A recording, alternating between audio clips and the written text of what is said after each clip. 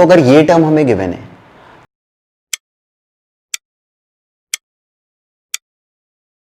तो अब हमारा नॉर्मल ब्रेन क्या कहता है कि सिंपली इसको सॉल्व करना शुरू कर दो। ये टर्म हमारे सामने आती है, हम बिल्कुल जंप मारते और बच्चे लगे होते हैं यहाँ पे सिंपली। तो गड़बड़ क्या है कि हमें आज तक सिखाया ऐसे गया है कि क्वेश्चन जैसे ही आए बस मेहनत से लिखना शुरू कर दो।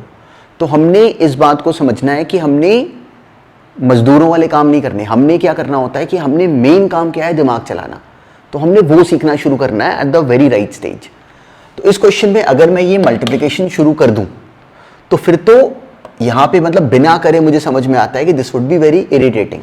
ये कौन सॉल्व करेगा, फिर इसका स्क्वायर सॉल्व करो, फिर उसमें 1 ऐड करो, डिवाइड करो, फिर तो हफ्ता निकल जाएगा एक। तो दिस इज नॉट पॉसिबल, हमें ऐसे नहीं करना चाहिए। तो हमने पेन बंद करके इस क्वेश्चन में ये सीखना है कि ऐसा क्या दिमाग लगाएं, एग्जामिनर ने क्या सोचा जिससे कि उनको ये पॉइंट क्लिक करा। तो अब जरा इसी क्वेश्चन को इस पर्सपेक्टिव से सोचो। मतलब we just have to change the perspective and we are actually at such a nascent stage that we can easily do it. तो हमें क्या आना चाहिए, हमें आनी चाहिए प्रॉब्लम सॉल्विंग अप्रोच। मैथ्स हमने कर ली, थ्योरी हमें आ गई। अब हमें दिखा कि अगर मैं इसका स्क्वायर करूंगा तो फिर तो टाइम लग जाएगा, मतलब स्क्वायर नहीं करना, तो इसको होगा। तो फिर एग्जामिनर ने क्या सोचा, देखो यहाँ पे 999814 है, ये 999815 है, तो ये उससे एक ही ज्यादा है, और ये 999813 है, तो ये उससे एक कम है। तो जस्ट समझाने के लिए अगर मैं इसका नाम अगर x रख दूं, जस्ट एक्सप्लेन करने के लिए, मान लो मैंने ऐसे बोल दिया कि ये x है, तो जो उसका डिनोमिनेटर है उसमें x स्क्वायर लिखा हुआ है, ये सिंपल x स्क्वायर लिखा हुआ डिनोमिनेटर में, ऐसे ही लिखने की कन्वीनियंस के लिए कि लिखना भी ना पड़े। तो ये x स्क्वायर है, तो ये क्या है, ये उससे एक कम है, तो ये सिंपली x -1 लिखा हुआ है। तो ये नंबर अगर x है तो x का स्क्वायर है, तो ये नंबर सिंपली दिस -1, तो ये x -1 लिखा हुआ है, और ये इससे एक ज्यादा है तो ये x +1 लिखा हुआ है, +1। तो जो ये गिवन एक्सप्रेशन एक्चुअली ये क्या बना, a + b × a - b that is a² - b²। तो न्यूमरेटर में आ गया x² - 1 + 1 अपॉन x², और 1 और 1 कैंसिल, x² और x² कैंसिल, और आंसर आ गया 1। तो ऑप्शन बना 1। और कितनी देर का था, 10 सेकेंड्स का। पर हमने करना कैसे था, इंटेलिजेंटली ब्रेक करना था कि एग्जामिनर ने क्या सोचा। तो दिस इज द प्रोसेस। अब नेक्स्ट करो।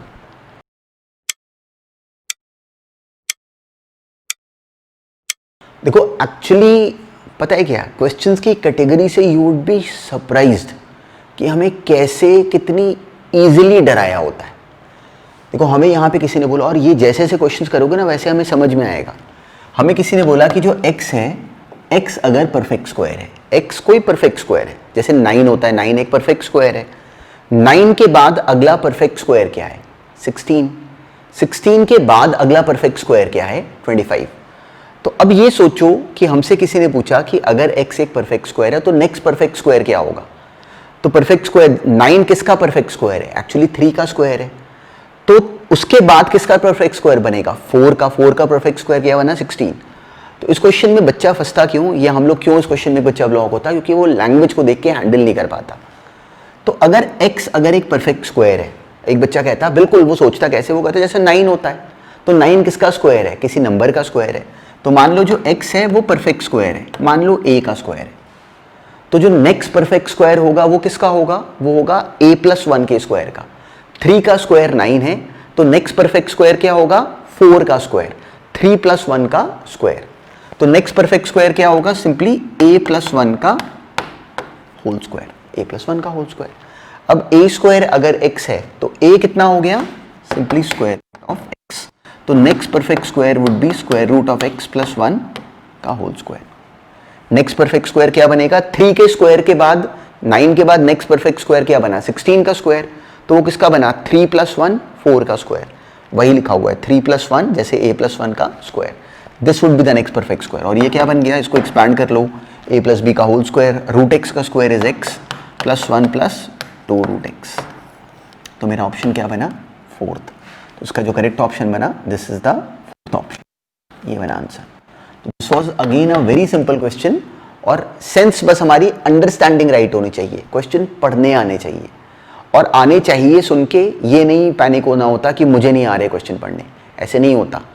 जब इनको बिल्कुल ध्यान से, बिल्कुल बेसिक तरीकों से, जड़ से समझते हो ना, तो हमें रियलाइज होता है कि जैसे इनको बहुत हाई फाई साउंड करके करवाया गया होता है, ये वैसे है नहीं।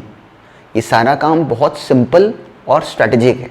तो जैसे गेम खेल के एंजॉय करते हो ना, इनको वैसे सोचा करो, बिल्कुल चैलेंज की तरह लिया करो कि मैं कहाँ पे ब्लॉक हो गया। सिंपल सा वही बुक में वही सारा काम है जिसको पढ़ के मैंने क्लास में टॉप करा है, तो मैं इसमें क्यों ब्लॉक हो रहा हूँ, इस बात को मैं बोल क्यों नहीं पा रहा। एग्जैक्टली ऐसे ही नेक्स्ट देखते हैं।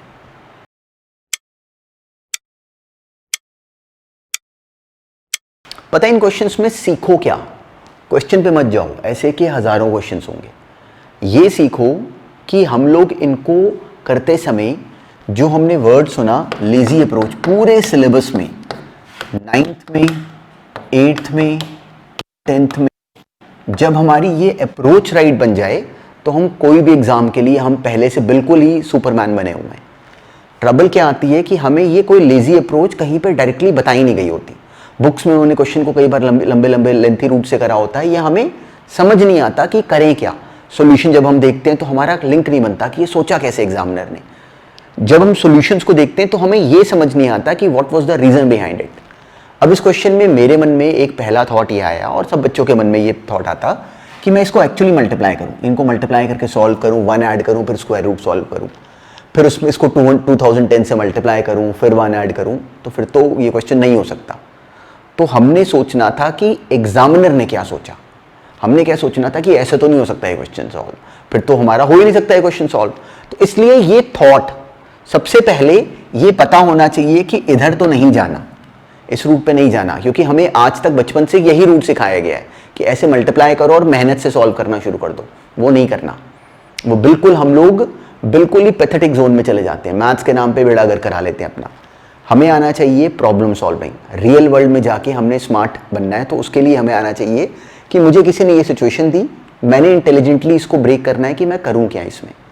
तो अब इसका पैटर्न नोटिस करो, और यही एक्चुअली ये जो पैटर्न की अंडरस्टैंडिंग है ना, कल को यू वुड बी सरप्राइज जितनी गेमिफिकेशन है, जितनी आर्टिफिशियल इंटेलिजेंस, मशीन लर्निंग, जो भी कल को हम बड़े बड़े काम करने वाले हैं, सबके पीछे जो जड़ है वो एक्चुअली ये पैटर्न्स की अंडरस्टैंडिंग है। तो उसमें हमने पैटर्न ऑब्जर्व करा कि ये हो क्या रहा है। तो अगर मान लो जो 2010 है, इसका मैंने इसके साथ कनेक्शन बनाने की कोशिश करी। 2010 just to make you understand, इसका नाम मैंने एक्स रख लिया कि लिखने में इजी रहे। तो इतने हिस्से को नोटिस करो, बस इस पार्ट को नोटिस करो।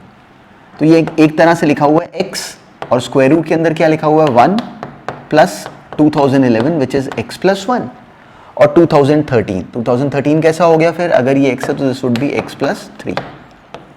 बस ये इतना part 2010 into square root of 1 plus this into this, ये बनी एक्सप्रेशन। अब जो x plus 1 into x plus 3 है, ये क्या बना, सिंपली मल्टीप्लाई करो, ये आ जाएगा एक्स स्क्वायर प्लस 4x आ जाएगा प्लस 3 प्लस 1। तो ये टर्म बन गई x के अंदर under root of x square plus 4x plus 4। और अब बात बन गई, क्योंकि x square plus 4x plus, ये जो लिखा हुआ है ये तो x प्लस 2 का होल स्क्वायर है, और x प्लस 2 का होल स्क्वायर जब ये है तो उसका जब स्क्वायर रूट करेंगे तो ये क्या आ जाएगा, सिंपली x प्लस 2। तो बन गई बात। तो एक्चुअली ये जो टर्म है 2010 into square root of this, ये x इंटू एक्स प्लस 2 बना हुआ है। तो मैं समझाने के लिए 2010 का नाम मान लो मैंने अगर x रख लिया, तो ये अब देखो ये सेम क्वेश्चन जो कि हमारे लिए इतना ऑकवर्ड था वो कितना ईजी हो जाएगा। तो जो इतनी एक्सप्रेशन है इसको नोटिस करें अगर हम लोग, तो जो इतना पार्ट है इसको देखो, ये बना 2010, ये x इंटू दिस, ये एक्सप्रेशन को सॉल्व करने पे ये क्या आ गया, सिंपली ये आ गया x इंटू एक्स प्लस 2, मतलब 2010 इंटू 2012।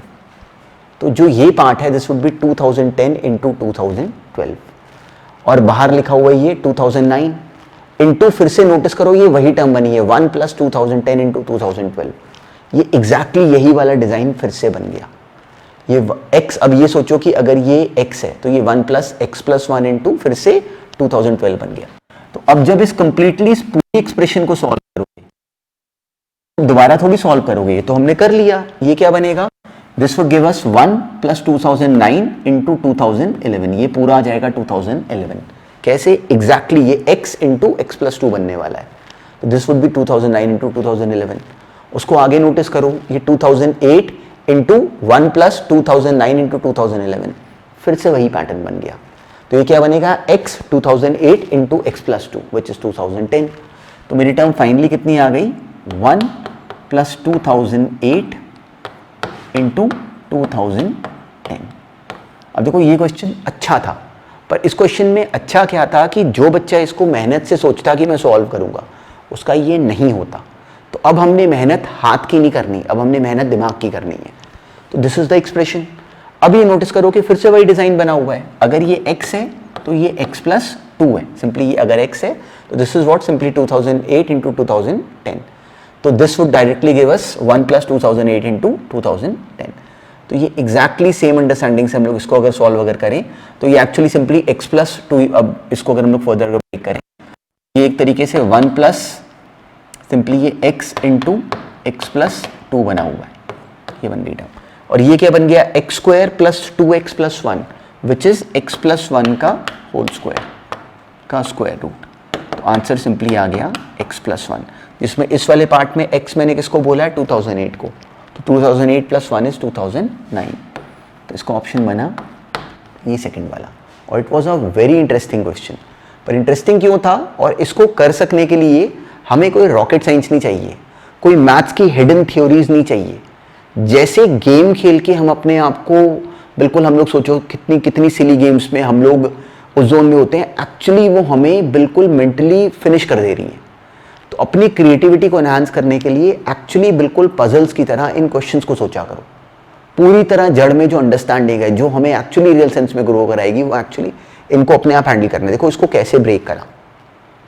अब नेक्स्ट देखते हैं। अब देखो आज वाली क्लास में हमने नंबर सिस्टम पे इस बेसिक अंडरस्टैंडिंग को देखना शुरू करा कि जब हमने सिलेबस कर लिया, उसके बाद उस करे हुए सिलेबस पे हम एग्जामिनर कैसे ब्लॉक कर सकते हैं। वो कुछ नया नहीं करेंगे, कुछ नई थ्योरी नहीं आने वाली, उसी थ्योरी को हम कैसे व्यू करना शुरू करें, वो है एक्चुअली सारी गेम। कि हमारा पर्सपेक्टिव चेंज कर जाए, कि हमें समझ में आ जाए कि कोई भी क्वेश्चन अगर आए तो हमने अब सोचना है कि वो एग्जामिनर जिन्होंने क्वेश्चन बनाया उन्होंने क्या सोचा। उनके पास कोई अलग समझ नहीं है, उनके पास एग्जैक्टली वही थ्योरी है जो हमारे पास है। उन्होंने उसी थ्योरी में से क्वेश्चन बनाना है, और अगर उन्होंने ऑब्जेक्टिव क्वेश्चन दिया तो वो जल्दी सॉल्व होना चाहिए। तो उसको जल्दी सॉल्व करने के लिए हम अपने दिमाग को शैतानी दिमाग कैसे बनाएं, that is actually the real process. वही हमें कल को KVPY, NTSC, ओलंपियाड्स, हम जिस भी फील्ड में जाएंगे it would be very helpful, और हमारी क्रिएटिविटी अलग से एनहांस होगी।